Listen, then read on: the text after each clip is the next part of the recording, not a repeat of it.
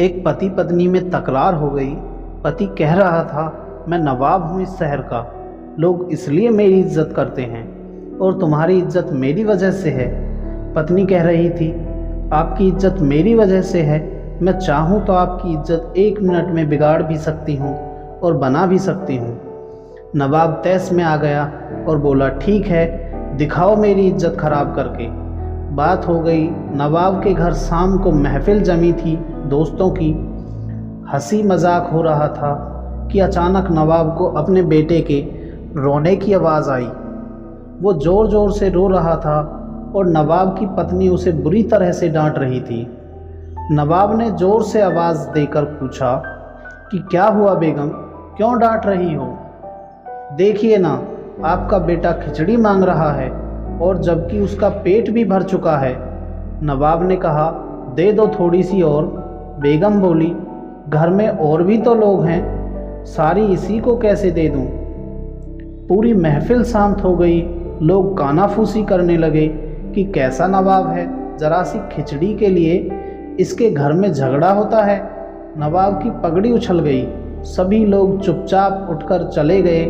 नवाब उठकर अपनी बेगम के पास आया और बोला, मैं मान गया, तुमने आज मेरी इज्जत उतार दी।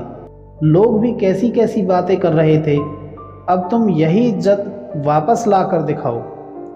बेगम बोली, इसमें कौन सी बड़ी बात है?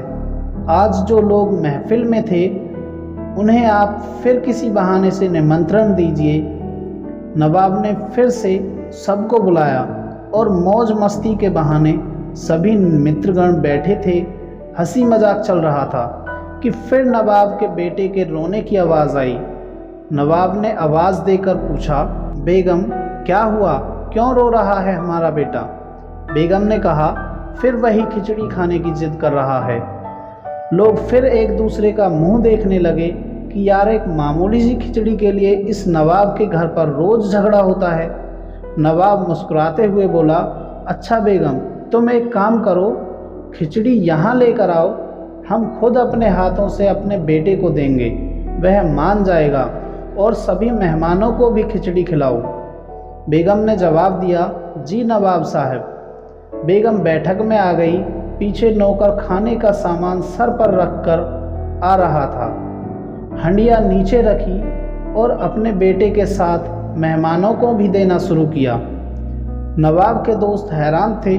जो परोसा जा रहा था वो चावल की खिचड़ी तो कतई नहीं थी, उसमें खजूर, पिस्ता, काजू, बादाम, किशमिश, गिरी इत्यादि से मिलाकर बनाया हुआ स्वादिष्ट व्यंजन था। अब लोग मन ही मन सोच रहे थे कि यह खिचड़ी है, नवाब के घर इसे खिचड़ी बोलते हैं। नवाब की इज्जत को 4 चांद लग गए। लोग नवाब की रसोई की बातें करने लगे। नवाब ने बेगम के सामने हाथ जोड़े और कहा, मान गया मैं कि घर की स्त्री इज्जत बना भी सकती है और बिगाड़ भी सकती है। जिस व्यक्ति को घर में इज्जत हासिल नहीं, उसे दुनिया में कहीं भी इज्जत नहीं मिलती। सृष्टि में यह सिद्धांत हर जगह लागू हो जाएगा। अहंकार युक्त जीवन में स्त्री जब चाहे अहंकार की इज्जत उतार सकती है और नम्रता युक्त जीवन में इज्जत बना सकती है। दोस्तों, उम्मीद करते हैं आपको ये कहानी पसंद आई होगी। अगर आपको ये कहानी पसंद आई है तो इसे लाइक और शेयर करें। अगर आप चैनल पर नए हैं तो चैनल को सब्सक्राइब ज़रूर करें और हमें अपनी प्रतिक्रिया के बारे में कमेंट करके ज़रूर बताएं।